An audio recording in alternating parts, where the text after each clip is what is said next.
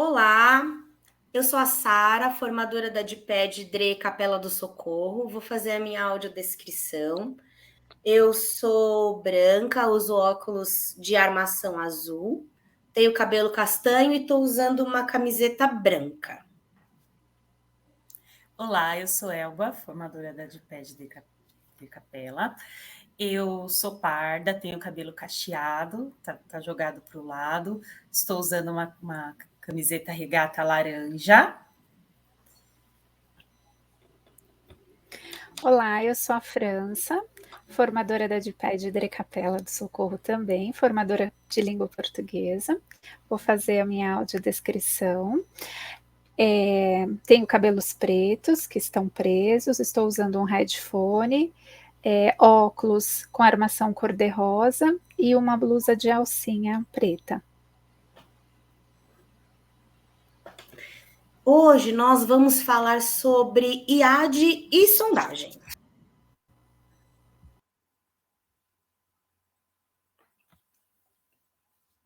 Então a gente vai começar com um panorama histórico. O que a rede fala sobre avaliação diagnóstica? Lembrando que o IAD é o instrumento de acompanhamento docente e a sondagem é uma outra forma de avaliação diagnóstica que nós temos na rede. O IAD ele foi institucionalizado em 2021, mas a gente não começou essa conversa em 2021. A gente começou essa conversa há bastante tempo. Nos documentos da rede, a gente encontra a mesma concepção de avaliação diagnóstica nos documentos de 2007, documento de 2015 e documento de 2020, como vocês podem ver na tela.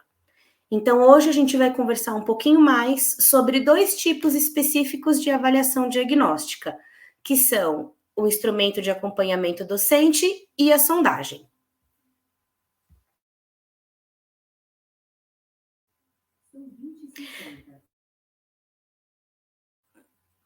Nós temos aqui como que os instrumentos eles estão posicionados nos ciclos.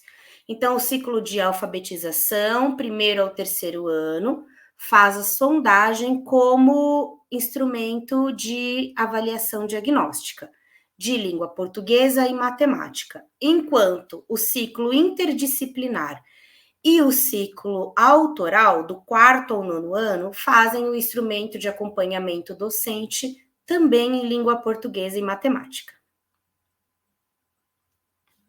Para que a gente faz essas avaliações diagnósticas? Então, a gente vai começar trazendo 3 pontos dentre esses objetivos. Então, o primeiro é fazer o acompanhamento das aprendizagens. O quão importante é fazer o acompanhamento das aprendizagens dos nossos estudantes. Então, esses instrumentos subsidiam esse acompanhamento, um dos subsídios. Também é muito útil para o replanejamento das nossas aulas. Então, quando eu olho para as respostas dos meus estudantes na sondagem no IAD, eu consigo replanejar a minha aula diante daquilo que o meu estudante me apresenta ao longo do ano.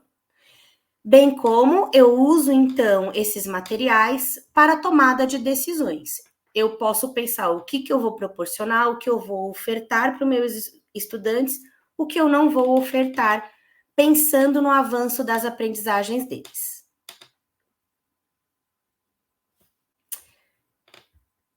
Agora a França vai falar um pouquinho sobre um instrumento de acompanhamento de língua portuguesa.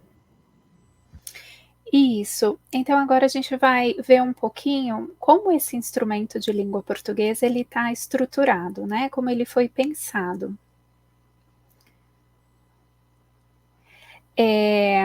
A gente tem o eixo de prática de leitura de textos, né? No qual a gente verifica a capacidade de compreensão dos estudantes, né? Ele é dividido em 2 etapas. A gente tem a primeira etapa com esse objetivo, né, de verificar a capacidade de compreensão e a capacidade de apreciação e réplica do leitor em relação ao texto. E na segunda etapa, a leitura do texto em voz alta. Acho que pode passar para o próximo. por que a gente indica sempre 3 textos, né, e textos, diferentes, de 3 ordens diferentes?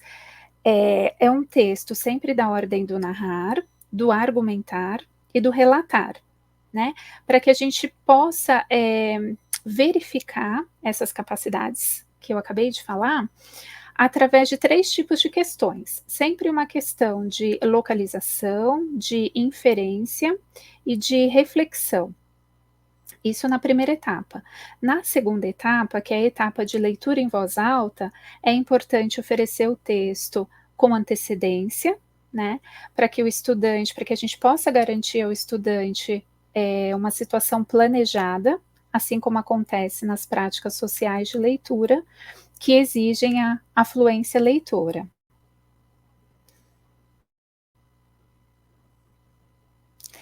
E a gente tem o eixo de prática de produção de textos escritos, né, que os objetivos que estão em foco ali é verificar os aspectos semânticos, textuais, ortográficos e notacionais. Então, ao analisar a produção de texto, a gente observa os aspectos mais gerais, né, os aspectos que organizam a linguagem escrita.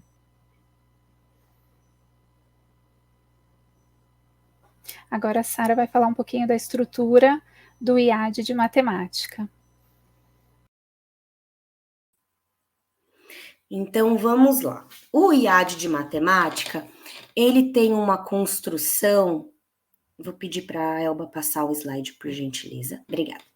Ele tem uma construção baseada no nosso currículo, que é de estratégia de resolução de problemas. Então, o nosso currículo, ele fala muito muito fortemente sobre a estratégia de resolução de problemas. Então, primeira coisa que a gente vai olhar, antes de olhar para a estrutura do IAD, é o que é essa situação problema. O que é esse problema? Ele lá na página 71 do currículo, a gente tem que o problema ele é uma situação desafiadora que tenha significado para o estudante e que aí ele pode ser proporcionado, escrito, tanto pelo professor, pelo autor ou pelo estudante. Mas ele precisa ser desafiador, ou seja, difícil porém possível, e ter algum significado, ou seja, fazer parte da realidade do meu estudante. Ele precisa entender aquilo, como é que aquilo está funcionando, aquela questão, aquela pergunta, aquele tema. E lembrando que o Polya traz, por exemplo, lá no nosso currículo, os 4 passos para a resolução de problema. O que o nosso estudante passa para resolver um problema? Então, primeiro ele vai compreender a questão, aí ele vai definir uma estratégia.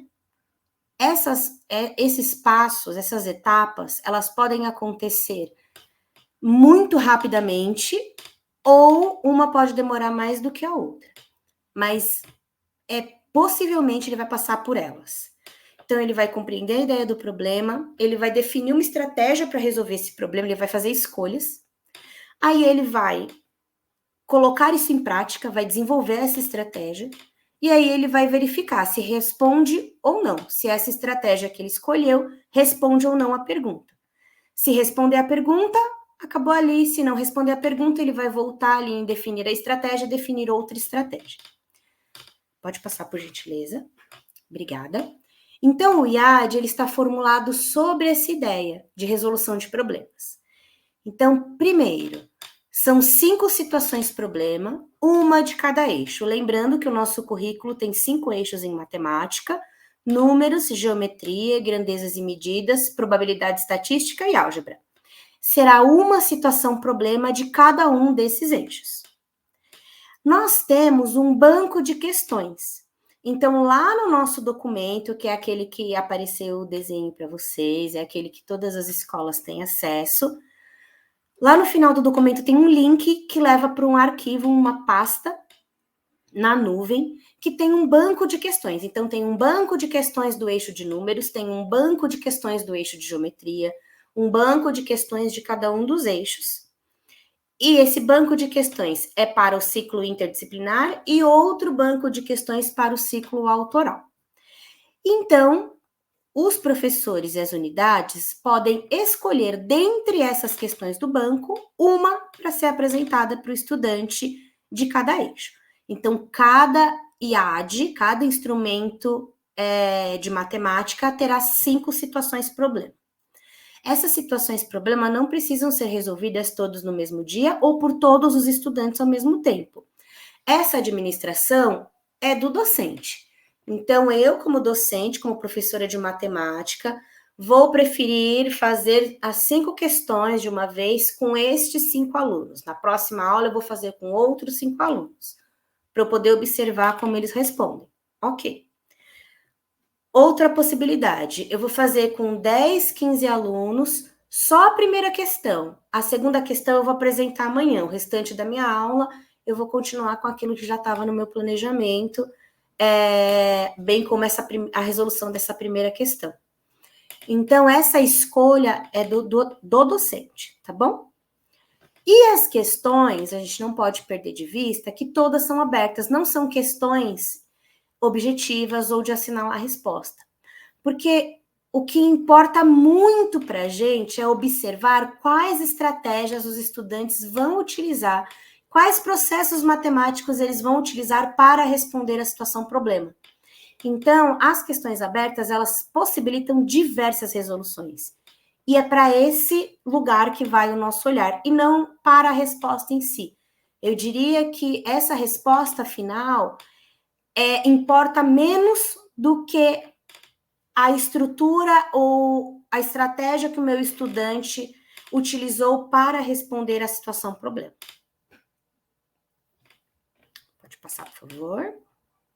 E aqui a gente tem um exemplo, eu trouxe para vocês um exemplo de uma questão do IAD, do eixo de números, que foi aplicada para um 6º ano. Está lá no banco de questões do eixo de números do ciclo interdisciplinar, e essas respostas são respostas de 5 estudantes de um mesmo 6º ano.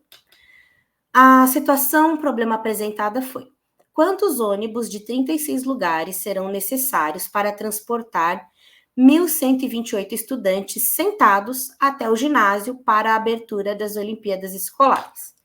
Então, primeiro, é uma questão contextualizada. Então, é uma questão que faz sentido para o meu estudante. Para um 6º ano, para o meu 6º ano que eu escolhi aplicar essa questão, é uma questão que é desafiadora, é difícil, mas não é impossível. Eu acredito que eles consigam responder. E aí, eu vou olhar para as respostas dos meus estudantes para analisar como eles chegaram até a resposta. Então, eu consigo observar, por exemplo, quando eu me pergunto, eu analisei a resposta e eu me pergunto o que o meu estudante já sabe, porque o que ele não sabe, por muitas vezes, é muito nítido. Mas o que eu quero saber aqui é o que ele já sabe para, a partir disso, conseguir me planejar e conseguir avançar nas atividades que eu vou propor para que eles avancem nas aprendizagens. Então, eu consegui perceber que o meu estudante 1, ele não entendeu a pergunta, porque ele sabe realizar uma operação, ele sabe realizar essa operação de adição, por exemplo. Ele faz o processo convencional, só que isso não responde, não condiz com a pergunta. Porque eu não tenho como precisar de mais de 1.000 ônibus para levar 1.000 crianças, seria quase que uma criança por ônibus. O meu estudante que fez essa resposta, ele não pensou nisso, que eu acabei de dizer. Então, o que eu consigo entender e perceber aqui é que esse meu estudante e os estudantes que têm respostas parecidas com a dele, que ele precisa entender qual é a pergunta. O que está sendo perguntado? Ele não conseguiu entender a primeira questão, que ele precisa chegar a um valor, a uma quantidade de ônibus que transporte essas crianças. Então, quando eu vou para essa pergunta que está embaixo, quais as decisões podem ser tomadas? Eu preciso pensar como esse meu estudante que não entendeu a pergunta pode avançar dentro do conhecimento que ele tem.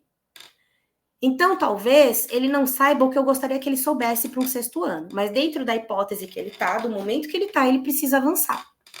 Então, eu penso que nesse momento eu posso propor, por exemplo, fazer situações problema em grupo ou colaborativas na sala. Situações compartilhadas ou em agrupamentos. Então, eu posso passar outros problemas na lousa e ler com eles, grifar a pergunta, perguntar para eles o que está sendo perguntado. são formas que o meu estudante vai entendendo qual é a pergunta, e não simplesmente que ele tem que fazer uma conta para responder. Porque eles poderiam ter respondido de inúmeras formas, não necessariamente com uma operação convencional. O meu estudante 2, por exemplo, eu gostaria de chamar a atenção para o estudante 4, na verdade. Então, o estudante 4, ele sabe que ele precisa fazer uma divisão, que ele poderia ter feito uma divisão, ele poderia ter feito uma adição, uma sequência de adições, por exemplo, também resolveria o problema e estaria ok. Mas ele preferiu fazer a divisão pelo sistema curto, que já é possível que seja um pouco mais difícil para os estudantes. Então, ele conhece o método curto de divisão. É muito bacana. Mas ele conseguiu responder a pergunta? Quando ele diz assim, que precisa de 31 ônibus, 33, ele está me dizendo que eu vou alugar 31 ônibus e 2 rodas e transportar as 12 crianças que sobram nessas 2 rodas? Não existem 31,33 ônibus. Então, se o meu estudante responde, eu vou precisar de 31 ônibus e 12 crianças vão sobrar e elas não vão no passeio, ok. Ele conseguiu responder a pergunta. Se ele responde, por exemplo, como o estudante 5, que são 32 ônibus, ele sequer terminou a operação. Então, ele podia ter colocado a vírgula e continuado. Mas ele sabe que ali, se sobraram 12 crianças, eu vou precisar de outro ônibus, inevitavelmente. Então, ele respondeu 32 ônibus. Ele respondeu a pergunta que foi feita. Já o estudante 3, eu percebo que ele não se perguntou novamente quando ele escreveu a resposta. Porque se ele se perguntar assim, eu preciso de 3.000 ônibus para carregar 1.000 crianças, quando eu, professora, faço essa pergunta para o meu estudante, naquele momento ele já repensa a resposta dele. Então, ele vai repensar sobre o método, sobre a maneira como ele realizou essa operação, se está certa ou não. Então, a partir do que o meu estudante me apresenta, eu não vou corrigir, porque não é uma prova, não tem necessidade de correção, isso aqui não vai valer nota. O IAD, ele serve para eu me replanejar, para eu me planejar, para eu saber o que o meu estudante já sabe para tomar decisões. Então, a partir dessas respostas, eu consigo saber quem eu vou agrupar com quem, para dar atividades específicas para esses agrupamentos e, a partir dessas atividades, favorecer que eles avancem nas aprendizagens. Pode continuar, por favor.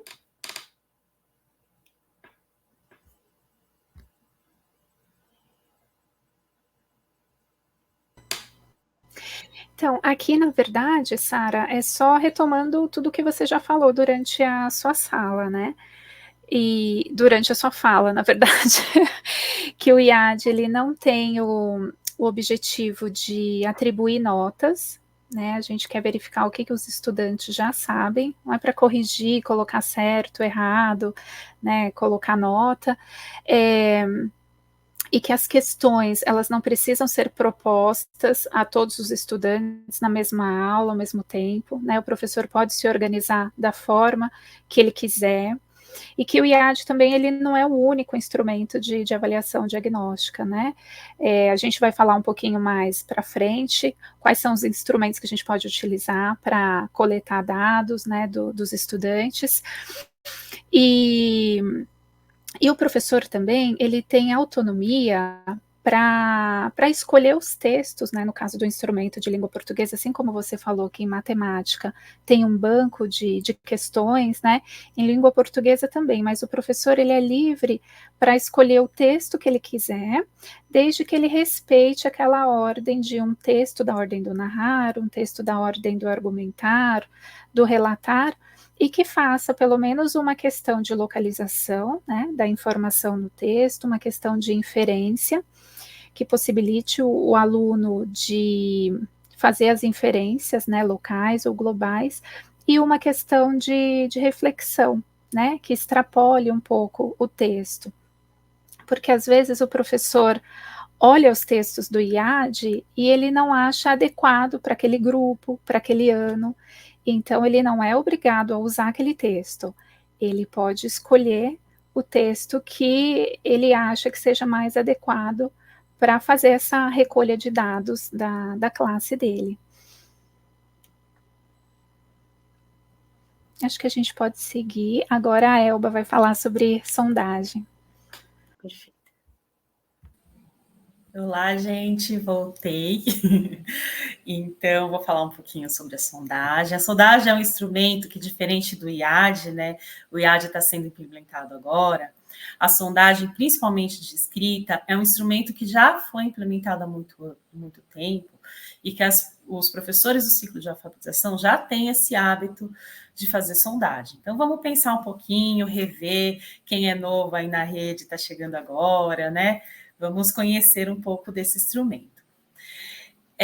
Então, como a Sara disse no início, cada instrumento de avaliação tem o seu documento orientador. E nesse documento a gente encontra de tudo, gente. Encontra como aplica, sugestões de palavras a utilizar, sugestões de instrumentos sugestões, né? Que como as meninas bem disseram, a gente pode fazer escolha, a gente tem essa autonomia, mas esse documento orientador ele nos auxilia para entender para que serve a sondagem, entender como para que servem esses dados, né? Então, como a sondagem funciona para o professor, como a gente da DIPED utiliza a sondagem, como o seu coordenador, né, utiliza a sondagem.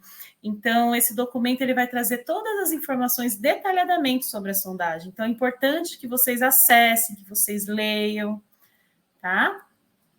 Então, vamos falar um pouquinho. Sondagem do ciclo de alfabetização são 4. Então, nós temos a sondagem de escrita, a sondagem de leitura, a sondagem de números e a sondagem de situações problemas. Eu vou falar rapidamente sobre todas elas, né? Tentando detalhar, e são informações que a gente colheu realmente do documento orientador. Então, aqui eu vou começar com uma provocação, que isso aqui é um mapa que comumente a gente faz, ou esse mapa, ou aquela digitação que eu fiz no SGP. O que isso me diz sobre a sondagem? Então, eu grifei aqui as estudantes Ana Lívia e Alice Souza. O que essas estudantes sabem sobre a escrita, sobre a leitura? O que esse mapa nos informa?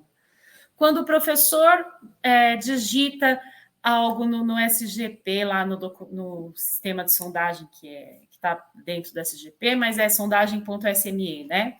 Quando o professor digita algo nesse sistema, o que isso está informando? Esse dado é vivo? Então, a gente tem que pensar que no papel de professor, essa sondagem não é algo apenas burocrático. Ela tem que servir para o nosso planejamento. E tem que estar presente em um portfólio, tem que ser algo que a gente utilize na nossa prática, né? Que a gente faça intervenções a partir desses dados. Então, para além de gerar dados, que é uma prática já comum, consolidada no ciclo de alfabetização, a gente tem que começar a nossa reflexão sobre o que fazer com esses dados. Então, eu sei que essa turma tem muitos alunos pré-silábicos, tem tantos alunos silábicos com valor. Quem são esses alunos? Como é a escrita deles? Que intervenções que eu posso fazer? Então, agora são algumas provocações que eu fiz no início, e aí eu vou esmiuçando o que é a sondagem.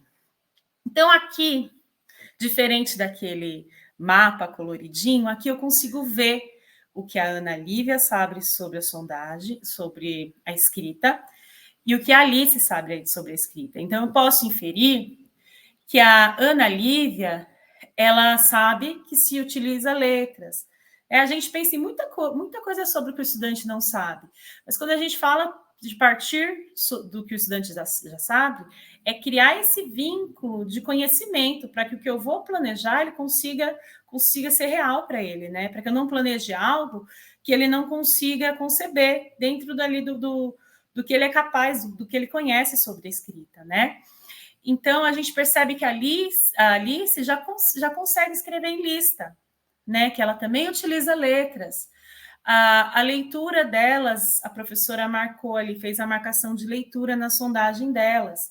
Então, a gente percebe que elas leem continuamente. Então, além de ser estudantes pré-silábicas, elas têm muito conhecimento sobre escrita. Elas já escrevem o nome, elas já sabem que para escrever se escreve da esquerda para a direita, que se utiliza letras, né? E aí a gente pode perceber que a professora ofereceu uma folha, que a gente sempre utiliza, né, sem pauta, dentro de um campo semântico, né? Então, o campo semântico é interessante para que essa lista tenha algum sentido para a criança, porque a escrita de lista é uma prática social. Escolheu-se 5 palavras, uma polissílaba, uma trissílaba, uma dissílaba, uma monossílaba e uma frase com uma das palavras que foram ditadas, né? Então, essa é a estrutura básica da sondagem, tá? E aqui na da Alice, a gente percebe que a professora fez anotações. Então, é interessante a gente fazer anotações também, né? Esse registro que o professor faz, as observações do professor durante a sondagem, elas têm muito mais valor para o nosso planejamento, para a nossa pesquisa, a forma como a gente conhece o aluno, do que um registro em um mapa de sondagem, um SGP que gera dados para outras instâncias, para o coordenador repensar as práticas, para a gente pensar os agrupamentos. Então, a importância desse registro do professor, dessa observação do professor, né? Bom, então aqui a gente trouxe uma pincelada de como a sondagem de escrita se relaciona com o currículo da cidade. Então, é o objetivo do primeiro ano, por exemplo, escrever listas de palavras, escrever o nome. É o objetivo do segundo ano, também escrever lista de palavras. Então, a gente percebe que há uma relação entre essa avaliação diagnóstica e o currículo da cidade, né? Então, é o que a gente espera que o estudante alcance ao final do ano, é o que tem nos objetivos do currículo, e é o que a gente avalia bimestralmente na sondagem. O documento de sondagem, ele também traz as sugestões, então ele tem sugestões de palavras no primeiro, segundo, terceiro, quarto bimestre, que a gente pode ou não utilizar, a gente pode escolher as nossas palavras, por exemplo, tem coordenador que orienta que todos os primeiros anos façam as mesmas palavras, então tem autonomia para escrever, desde que todos os primeiros anos façam as mesmas palavras, para que a avaliação dos portfólios ali pelo coordenador é uma forma de se organizar dentro da escola. Então, a escola tem essa autonomia para se organizar da forma com que for mais confortável, né? No início do ano, material escolar ou algum tema pertinente ao início do ano. O estudante já é alfabético.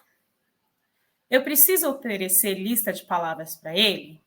Então, independente do ano que o estudante está, se ele já é alfabético, eu começo a oferecer pequenos textos de memória, para eu ver que outras coisas ele sabe sobre escrita. Eu percebi que ele já escreve listas. Agora eu tenho que pensar, sei lá, numa segmentação, em como ele registra esse texto de memória. Então, eu preciso observar outras coisas para me dar base para o planejamento. Porque o estudante que já é alfabético, então a gente já sabe que ele escreve listas. Que outras coisas eu preciso saber desse estudante? Então, o desafio da sondagem vai sendo aumentado à medida que o estudante for progredindo nas aprendizagens. Outra coisa interessante a se observar é que aqui, ó, eu coloquei um post-it. A lista de palavras é oferecida aos estudantes que ainda não atingiram a base alfabética em todos os anos. Eu estou falando do ciclo de alfabetização, mas se você tiver um estudante no 4º, no 5º, no 6º, até o 9º ano, que não escreve alfabeticamente, que ainda não escreve lista de palavra, você oferece lista. E aí você oferece depois um textinho que tenha relação até com a idade dele. Então, pode ser uma lista que tenha mais a ver com aquela idade de um estudante de 12, 13 anos. Mas se ele não é alfabético, a gente pensa em lista, porque a gente tem que entender em que momento da escrita ele está. Tá? Então, percebam como a sondagem ela orienta o nosso planejamento e como ela serve para que a gente conheça essas escritas do estudante. Aqui eu trouxe um exemplo de como a gente registra no SGP. Então, por exemplo, o estudante que é alfabético, aliás, esse primeiro estudante silábico com valor, eu só vou clicar aqui e selecionar qual é a hipótese. Então, no terceiro ano, todos são alfabéticos. No segundo ano, todos são alfabéticos. Uma dica também é você iniciar a sondagem com os que não são alfabéticos. Porque aí, para registrar, você já registra que os restantes são alfabéticos. 24 alunos são alfabéticos e 6 não.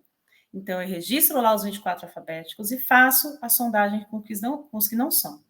e ofereço um texto para esses alfabéticos para eu perceber em que momento da escrita eles estão, tá? E esse texto vai compor o portfólio e vai orientar o planejamento do professor.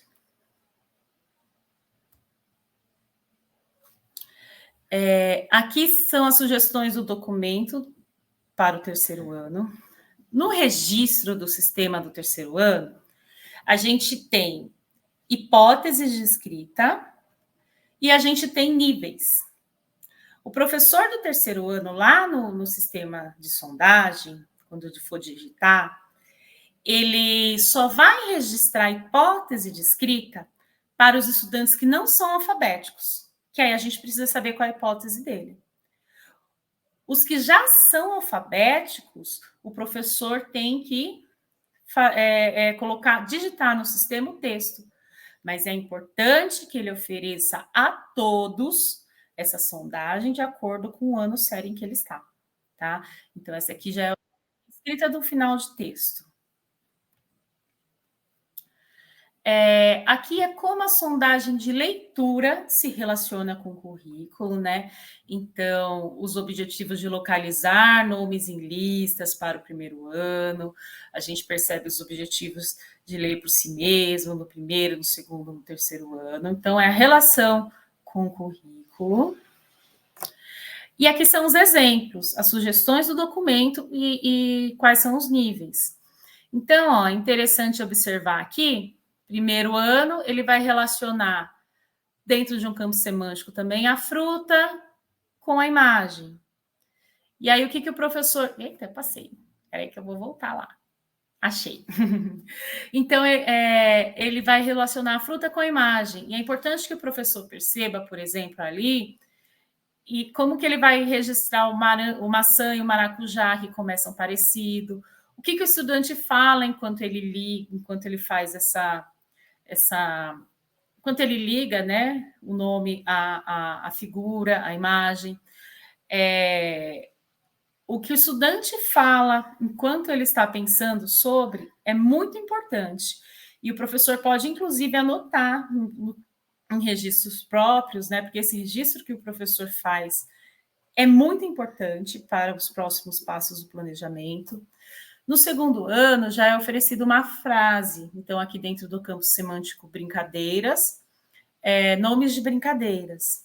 E no terceiro ano, ele relaciona os nomes, no caso aqui o exemplo de contos de fadas com o trechinho do conto, tá? Então, esses são exemplos do documento, tem outros exemplos, a escola também tem autonomia para montar de acordo com a necessidade. Os níveis, então aqui é a legenda dos níveis que a gente vai selecionar lá no SGP. Então, nível 1, não realizou a leitura. Então, só é nível 1 quem não realizou ou quem estava ausente. Só que aí pense bem nesse ausente no período da sondagem. Será que meu estudante faltou o mês de março todinho, né? Não teve um dia que ele foi para a escola?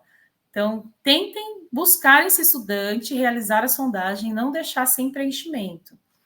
Então, se ele não associou nenhuma das palavras, então vejam aí que quando ele não associa nenhuma, é nível 2. Associou uma ou duas palavras, associou 3 ou mais. E aí essa legenda tem para todas as sondagens de leitura, do primeiro ao terceiro ano, dentro do documento orientador de sondagem, tá? E é isso que a gente vai marcar quando a gente for preencher, quando a gente for digitar no SGP. Falar um pouquinho sobre sondagem de números. Então, aqui nós temos 4 sondagens para observar o que essas crianças já sabem sobre os números, né? Então, os números ditados, eles seguem essa ordem aqui, ó. Primeiro, familiar frequente, opaco, transparente, termina em 0, algarismos iguais, processo de generalização e 0 intercalado. Todos esses estudantes já consolidaram o número familiar frequente. O número opaco, o número transparente, ó, termina em 0 também. A partir aqui de algarismos iguais, ó, a gente percebe que a Isabel registrou 303 para 33. O Alan registrou 333. Então, o que será que eles estão pensando sobre essa escrita numérica, né? Essa escrita é uma escrita apoiada na fala, como é o caso aqui, ó, do 2015, do 1024. Será que eu preciso ficar passando números ficar passando, trabalhando números de 1 a 10, como se fazia antigamente? Será que o meu olhar para o quadro numérico, para o calendário está dando conta? Se eles já sabem os números aqui, ó, a gente percebe que eles já têm conhecimento desses algarismos. Eu não tenho que olhar para números maiores, pensar em situações de práticas sociais que envolvam números maiores, né? Então, o que eles já consolidaram, a gente não precisa ficar retomando, a gente começa a partir do que eles já sabem. Então, a Júlia aqui, ó, ela já sabe registrar aqui o 2015. O que ela falta aprender? O que ela falta aqui para consolidar, para que essa escrita fique convencional, né? Então, são coisas para a gente pensar quando a gente analisa uma sondagem de números. A estrutura, então, os números, né? A sondagem de números também, assim como eu falei da de escrita e da de leitura, também se relacionam com o currículo, tá? Porque eles formulam, né, hipóteses sobre a leitura e escrita numérica, e a gente tem que pensar, perceber mesmo o que eles estão pensando, escutar os alunos numa situação de trabalho coletiva, numa situação de trabalho individual, que é a sondagem. Tá? Então, é importante ouvir para a gente entender aquela turma e conseguir planejar atividades que tenham intervenções mais... que tenham intervenções que surtam maior efeito nas crianças, que façam com que o aluno avance. A sondagem de números, então, ela tem uma contextualização. Essas aqui são as sugestões do documento. E aí, o que a gente pode olhar para além do que a gente vai digitar no SGP? Então, no SGP, eu só vou dizer se ele escreve ou não convencionalmente cada número desse.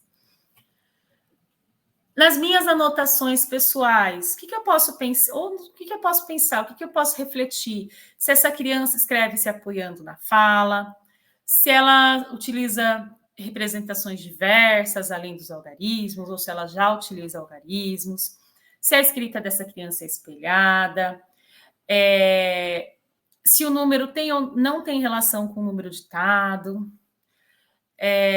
se ele ainda utiliza desenhos ou outras representações que não tenham relações com o algarismo. Então, isso tudo o professor pode observar para planejar melhor as aulas. Sondagem de situação-problema. Então, eu coloquei um objetivo de cada ano, então, como eles se relacionam um objetivo do primeiro, do segundo e do terceiro ano? Quais são os problemas oferecidos para estudantes do primeiro ano? O documento, ele detalha os problemas, ele dá exemplos de problemas também, que podem ser utilizados aqueles ou problemas parecidos, né? Primeiro ano é oferecido um problema no campo aditivo, composição. Aliás, 2 no campo aditivo, composição. Aliás, os 3 são no campo aditivo, composição, ora. E o segundo ano, composição, transformação, e do campo multiplicativo, proporcionalidade, tá? Para o terceiro ano, são oferecidos 5 problemas. Sempre o primeiro no campo aditivo, composição, depois transformação, depois comparação. Agora sim, o terceiro ano que modifica, né? Campo multiplicativo, configuração retangular e proporcionalidade. Então, essa é a estrutura dos problemas do ciclo de alfabetização, que está detalhada no documento de sondagem. Aqui é como a gente registra, né? A gente registra acertou ou errou, mas o que mais que o professor pode olhar para qualificar esses registros? Então, ele pode observar se o estudante compreendeu, se ele acertou a ideia, se ele acertou a estratégia, né? Aqui a gente só coloca se ele acertou a ideia e se ele acertou o resultado. Mas aí a gente pensar quais quais estratégias esse estudante usou, quais foram as representações, se ele já utiliza algarismos. Então, tem muita coisa para a gente pensar para o planejamento também de situações problemas. E aqui, como eu disse, que os exemplos estão dentro do documento orientador, então ele explica o que é cada campo, né, conceitual, e traz exemplos de problemas que podem ajudar aí na nossa avaliação diagnóstica. Eu vou chamar a França de volta para fazer uma sistematização. Já voltei, obrigada. Então, na verdade, é só para retomar aquilo que a gente já falou, né? Lembrando que o IAD de língua portuguesa ele é dividido em 2 eixos, o eixo de prática de leitura de textos e o eixo de prática de produção de textos escritos, né? Relembrar da importância de oferecer 3 textos de 3 esferas diferentes, né? Para que a gente possa verificar com maior precisão o que o nosso estudante já sabe, né? E uma coisa que é importante ressaltar também é que o professor pode fazer a intervenção, porque às vezes o professor acha que tem que deixar o aluno fazendo sozinho ali para ver o que ele consegue fazer ou não, mas às vezes é interessante perguntar, o que você quis dizer aqui, para identificar qual que é o problema. Às vezes ele sabe a resposta, ele entendeu a pergunta, mas o problema está na escrita, na hora de redigir. Ou às vezes ele nem entendeu a pergunta, por isso que ele não conseguiu responder, né? Lembrar também da importância na leitura em voz alta de oferecer o texto com antecedência, para que o estudante consiga se preparar, né, numa situação planejada de comunicação. E relembrar que o docente ele tem autonomia para modificar, para alterar o instrumento, né? Lá na pasta são sugestões. Né, nesse instrumento que vocês viram, ele é interativo, né? Quem já tem o PDF, é só clicar lá que ele direciona para o Drive, tem um banco de questões, textos da ordem de narrar, relatar, argumentar, está separado por ano, mas o professor, ele pode decidir não usar e fazer o seu próprio instrumento, né? E para fechar, durante a produção do texto escrito ali, a gente sugere que o foco do professor fique ali nesses aspectos mais gerais. Se o estudante está conseguindo construir um texto, né, de que forma ele está organizando essa linguagem escrita, né, e se ele já está conseguindo escrever, já escreve muito bem, aí a gente pode ir focalizando os detalhes para melhorar ainda mais essa escrita. Aí eu acho que é isso, acho que a Sara vai voltar para fazer a sistematização, né, do IAD de matemática. Eu queria só lembrar o que a Elba e a França trouxeram, juntar a fala das duas. Quando a gente tem no ciclo inter ou no autoral, então vamos pensar principalmente do 6º ou 9º ano, um estudante que não é alfabético, então o professor de qualquer componente identificou isso.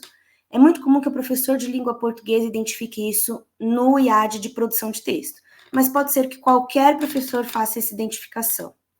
Se o meu estudante não produz texto, ele deixa esse IAD em branco, ele se recusa a fazer, ou eu identifico que ele tem uma escrita que não é alfabética, ou ele não consegue ler com autonomia, eu preciso voltar para a sondagem. Ainda que ele esteja no 9º ano e a sondagem seja um documento direcionado para o ciclo de alfabetização. Se o meu estudante não é alfabético, eu preciso fazer uma sondagem. E aí eu retomo a fala da Elba.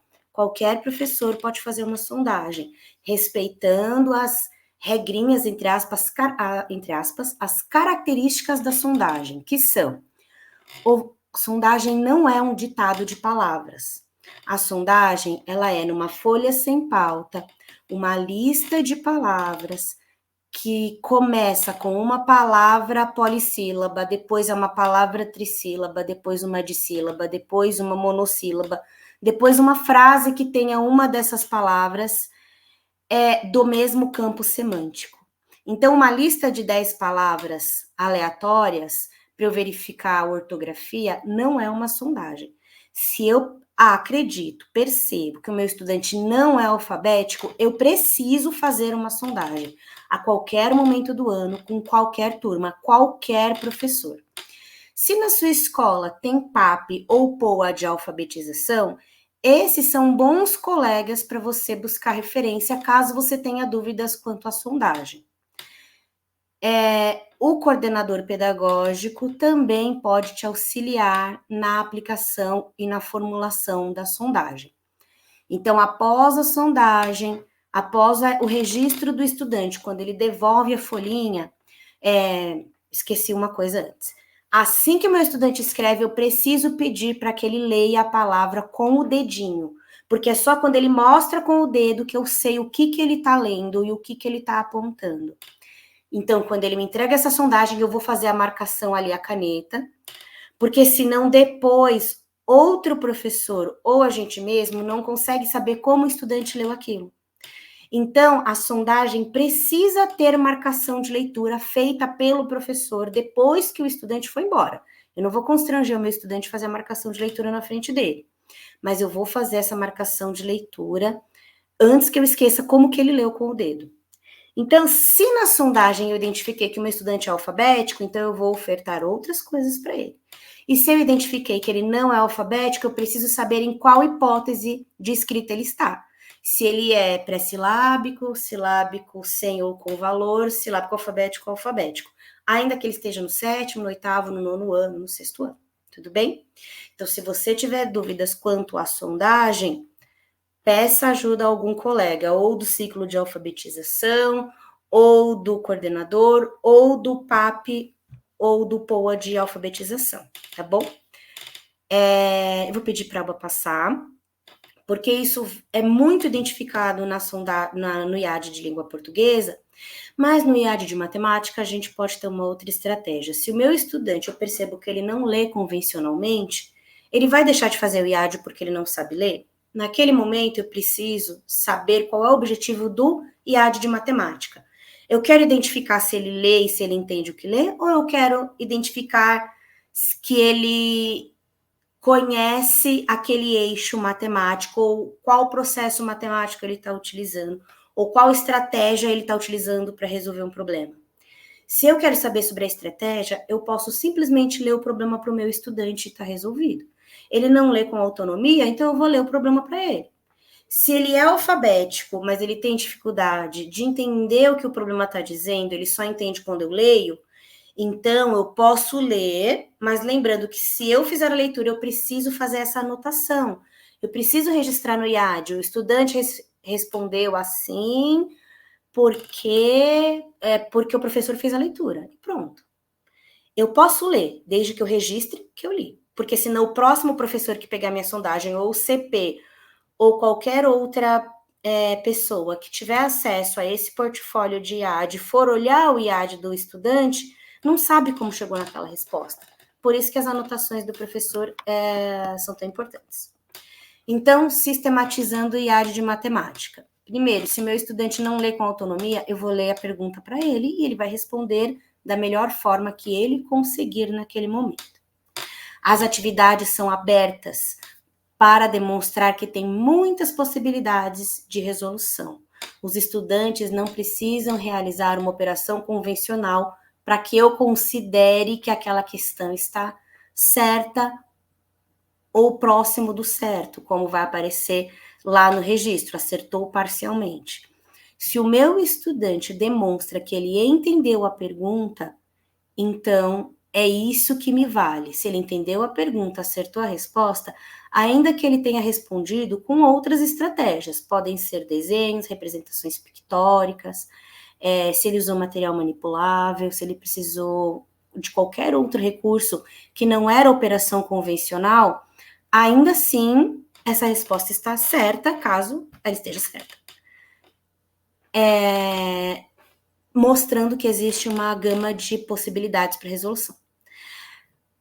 A estratégia precisa ser sempre a de resolução de problemas. Por isso que a gente não tem arme e efetue no IAD. Porque a gente não tem arme e efetue, essa lógica, não estou dizendo esse tipo de atividade. A gente não tem a lógica da atividade arme e efetue em nenhum material da rede. Então, não faria sentido o IAD não conversar com os documentos da rede. Se a nossa rede trabalha, se a rede municipal de São Paulo tem a concepção de resolução de problemas, então o IAD precisa ser totalmente na perspectiva de resolução de problemas. Precisamos apresentar todos os eixos no IAD, ainda que eu não vá trabalhar aquele eixo naquele bimestre. O IAD não é bimestral. Então, ao longo do ano, eu precisarei trabalhar e apresentar os 5 eixos para os meus estudantes. O IAD tem essa perspectiva de que, ainda que o meu estudante tenha respondido ele em março, quando eu estiver em junho trabalhando um outro eixo, eu posso voltar naquele IAD para saber o que o meu estudante já sabe sobre aquele eixo e a partir dali me planejar. E a escolha da atividade é feita pelo docente, pelo professor, pela unidade, com o apoio do POA de matemática, caso a unidade tenha, com o apoio da coordenação, caso possível, para fazer a escolha dessas atividades que vão compor o IAD da unidade. Então, cada IAD é único, porque o professor vai escolher as atividades que melhor vão verificar o conhecimento dos estudantes daquela turma. Tudo bem? Pode passar, Elba, por favor. Já passei e já voltei. Então, sistematizando a sondagem, né, sobre tudo que a gente conversou hoje, a sondagem, ela auxilia o professor na tomada de decisões, então é sempre pensando, e aí a partir dessa sondagem o professor vai pensar o planejamento, vai pensar em possíveis agrupamentos, né, a gente pensando aí que o estudante enfileira um atrás do outro, tem menos possibilidade de aprendizagem do que interagindo com o colega, então vamos pensar nessa configuração da sala de aula, visando a aprendizagem, visando o avanço, e o professor vai pensar também quais intervenções fazer com aqueles estudantes, tá? Então, a partir dessa sondagem, a gente pensa nas intervenções. Quando surgiu a sondagem, há muitos anos atrás, ou quando eu tive o primeiro contato com sondagem, não fazia sentido para mim um estudante que está entrando em contato com as culturas do escrito naquele momento ter que escrever, né? Então, porque a gente achava que a sondagem é como que ele deveria estar, que ele deveria conseguir realizar aquela lista. É um objetivo que ele consiga escrever aquelas palavras da lista. Mas a gente pensa que desde de bebês, desde que eles já nascem nas culturas do escrito, né? Então, você vê uma criancinha de 3 anos representando uma escrita, ainda que não seja de forma convencional. Então, as crianças pensam sobre a escrita muito antes de entrar na escola. Então, e a sondagem, ela serve para a gente saber o que ela pensa sobre aquela escrita, o que ela pensa sobre a leitura.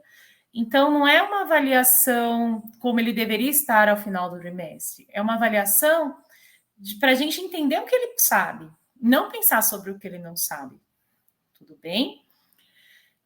Fiquem atentos aos prazos de digitação, porque a digitação, o sistema de sondagem, ele serve para que outras pessoas analisem e proponham ações, tá?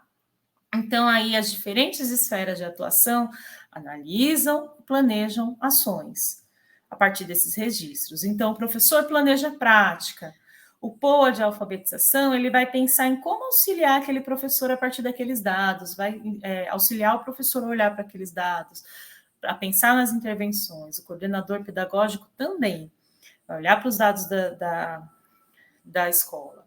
Nós, da divisão pedagógica, a gente olha para esses dados, nunca com a intenção de comparar ou de ranquear, a gente sempre observa a escola por ela mesma, o estudante por ele mesmo, né? Então, é um avanço que a gente observa o estudante. A gente não compara a aprendizagem de estudante com outro, é ele por ele mesmo. Então, para que serve para o formador da DPED esses dados de sondagem? Eu pensar que na rede eu tenho muitos estudantes que ainda não atingiram a base alfabética ao 2º ano, que a gente tem a meta 22, então a gente vai pensar em informações que auxiliem o professor a lidar com esses estudantes, informações que auxiliem o professor a pensar nessas intervenções, em conversas, em trocas de experiências, né, para que a gente consiga fazer com que aquele estudante avance. Então, sempre pensando no estudante. A Secretaria de Educação utiliza esses dados para planejar políticas públicas, né? Então, a partir daí pode vir algum material, pode vir propostas de cursos, propostas de formações também. Então, é interessante a gente entender para que serve a digitação e para que cada esfera, né, cada esfera de atuação, como cada um lida com esses dados, tudo bem? O mais importante é o registro do professor que ele tem ali, aquele portfólio que a Sara vai falar já, que a gente combinou aqui, então eu já sei o que ela vai falar. Tudo bem, gente? E agora acho que é a Sara ou a França que vem? Era você, mas eu posso falar, tá bom? Tudo bem. Quando a gente fala dos objetivos do IAD, a gente está pensando em o que é, do IAD não, desculpa, das atividades diagnósticas, a gente está pensando o que é essa atividade, como que a gente vai fazer essa atividade e para que eu estou fazendo essa atividade com o meu estudante. Então, a gente retomou aqueles pontos que a gente conversou no começo. Serve para levantar os conhecimentos prévios do estudante, o que o meu estudante já sabe. Serve para que eu analise dados em todas as esferas, como a Elba trouxe. A partir dessa análise de dados, eu vou tomar decisões. E a partir dessa tomada de decisões, eu consigo fazer o acompanhamento das aprendizagens dos meus estudantes.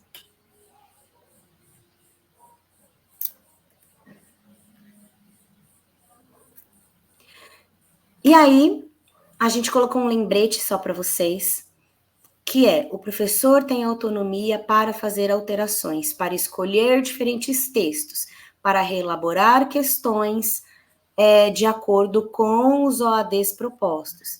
Então, a França trouxe isso de maneira muito potente. O docente, o professor e a unidade têm essa liberdade, têm a autonomia docente de escolher um texto que seja mais adequado do que aquele que foi sugerido no documento. O professor tem essa potencialidade para escrever uma situação problema e propor para os estudantes. Lembrando que precisa ser dentro de algum dos eixos propostos, substituindo aquele que foi sugerido, dentro dos parâmetros que o documento traz. Se for de língua portuguesa, precisa estar dentro dos parâmetros que a França trouxe. Se for de matemática, precisa estar dentro dos parâmetros e dos eixos. E assim por diante. E aí, Sara, entra também algo que a gente conversa muito quando a gente fala de instrumentos de avaliação, né? É que se a gente percebeu que aquele estudante não atingiu o AD proposto para aquele ano, a gente tem que pensar na recuperação contínua e olhar para o ano anterior, talvez olhar para o ano anterior ao anterior. Então, fazer esse movimento de intervenção a partir do que o estudante já sabe. Perfeito. Trouxe nós três para a tela novamente, para a gente fazer uma conversa sobre os dados de aprendizagem. Então, onde mais eu consigo coletar dados de aprendizagem? O IAD é um instrumento muito potente para eu coletar esses dados, mas eu tenho outros recursos também. Isso quer dizer que eu não preciso fazer o IAD? Não, preciso fazer o IAD e a sondagem da mesma forma. Mas não é ele que vai dar a cara para o meu estudante. O meu estudante não é só uma sondagem que ele fez, não é só um IAD que ele fez. Ele também tem outros registros, ele tem uma história. E aí essa história está registrada lá no conselho de classe, está registrada nas avaliações internas e externas, está registrada no SGP, está registrada nas observações e nas pautas de observação que eu faço na minha aula mesmo. Mas também ela pode e deve ficar lá no portfólio. Então, a Elba vai falar um pouquinho sobre o portfólio de sondagem e eu vou reforçar o portfólio de IAD. Então, enquanto o portfólio de sondagem ele está bastante constituído na rede, é muito comum, eu acredito que todas as escolas tenham o portfólio do ciclo de alfabetização. Quando chega no quarto ano, a gente conhece a história do estudante. O professor do quarto ano, ele sabe como o estudante entrou no primeiro ano e como o estudante está hoje, chegando para ele no quarto ano. O professor do quinto ano, muitas vezes, não tem mais isso. Aí o do sexto também não tem. Aí quando chega no oitavo, ninguém mais sabe a história desse estudante. A não ser os professores que já deram aula para ele e que talvez não estejam mais na unidade. Então, o portfólio garante esse registro histórico do meu estudante. Eu sei que ele chegou lá na escola pré-silábico no primeiro ano, e ele avançou para tal hipótese, ele chegou no alfabético em tal ano, em tal momento, dessa forma, com essas perguntas, essas intervenções. E aí ele fez o IAD no quarto ano, no quinto ano, no sexto ano, e eu consigo fazer um acompanhamento das aprendizagens. O meu estudante que chega no sexto ano, às vezes não alfabético ainda, ele tem uma história, tem um motivo para ele não estar alfabético ainda. Para eu conhecer essa história, se eu tiver o portfólio dele desde o primeiro ano, eu consigo saber o que aconteceu, eu consigo saber que esse estudante passou um ano ausente porque inúmeras coisas aconteceram na vida dele, talvez ele tenha ido morar em outro estado, e aí ele voltou para a escola depois porque ele foi morar com outro familiar ou não. As histórias dos nossos estudantes são inúmeras. E às vezes um estudante chega na nossa escola, no quinto ano, pré-silábico, aí ele vai para o sexto ano, silábico ou alfabético, e aí às vezes a gente recebe esse estudante no sexto ano e pensa assim, nossa, mas fulano não sabe nada, porque ele não sabe ler ainda.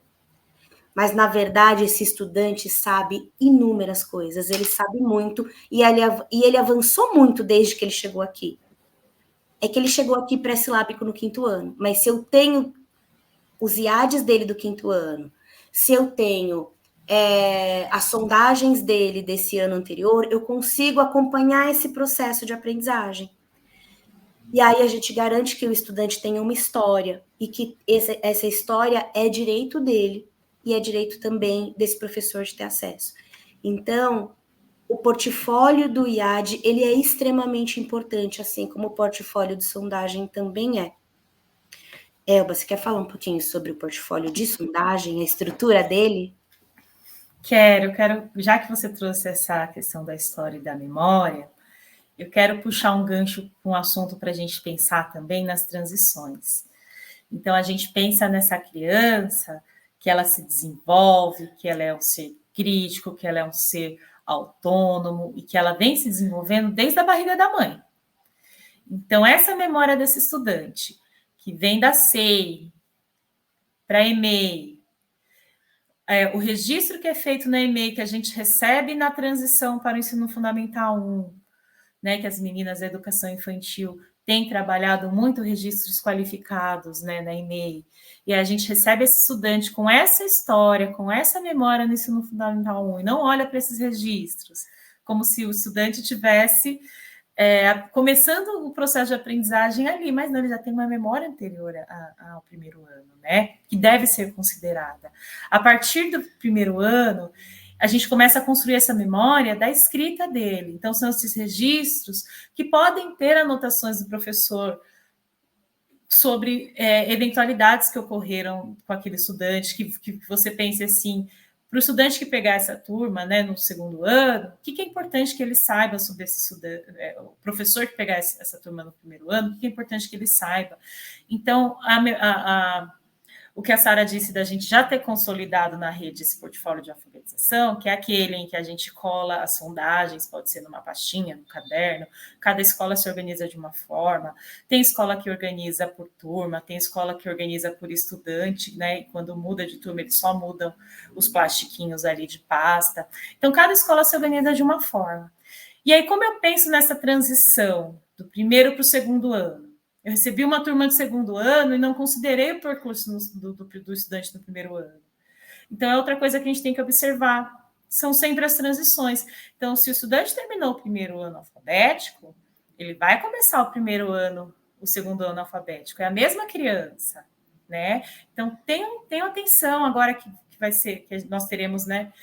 Principalmente nos registros das primeiras sondagens, como que ele estava ao final do ano anterior? Como que eu recebi essa turma? E a partir disso, continuar os registros. Do terceiro para o quarto, será que eu posso usar, unir, né? Sugestão, né? A gente sugere, mas cada escola se organiza de uma forma que continue essa memória. Então, eu tenho desde um portfólio do estudante desde o primeiro ano, foi para o quarto, começo a incluir os IADs lá naquela memória do estudante. Foi para o sexto ano, que o professor do sexto ano tem acesso a esse percurso, para que ele entenda o porquê que aquele estudante no sexto ano, como a Sara bem exemplificou, ainda não atingiu a base alfabética. Qual foi o percurso desse estudante? E o professor do sexto ano já vai saber, já vai ter ali...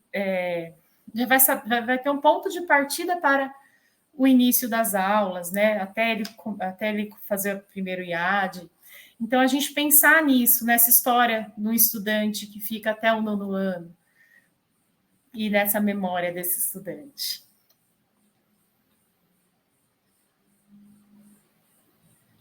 Ai, tem que passar. Desculpa, gente, eu estou tão distraída aqui. Eu acho que é... Pode falar, França. Não, eu acho que é isso. Chegamos ao final, né? A gente gostaria de agradecer quem nos acompanhou até aqui. E eu acho que é isso, né, meninas? A gente fica aí à disposição, a gente pede. Sim, nós agradecemos, estamos à disposição. Então, se você sentiu alguma dificuldade, se você é CP, professor, sentiu alguma dificuldade com o IAD, ou com a sondagem para o Ensino Fundamental 2, para o ciclo Inter ou autoral, entre em contato lá com a ADPED, que a gente se ajuda, tá bom? Então, muito obrigada. Tchau, tchau, até a próxima. Obrigada. Eu também conheço. Espero que esse vídeo tenha ajudado, que a gente pensou nesse vídeo como um meio de atingir mais pessoas, que é algo que a gente sabe que sempre tem um par avançado na sua escola e que pode te ajudar, que possa atingir professores, não apenas o ciclo de alfabetização, mas pessoas que trabalham com estudantes que ainda não estão alfabéticos. Então, o nosso desejo como a gente não consegue, às vezes, atingir todo mundo em uma atividade formativa, que a gente consiga esclarecer algumas dúvidas para o professor que está começando, para que ele se sinta assim mais acolhido. E é isso, estamos à disposição, contem com a gente e até mais.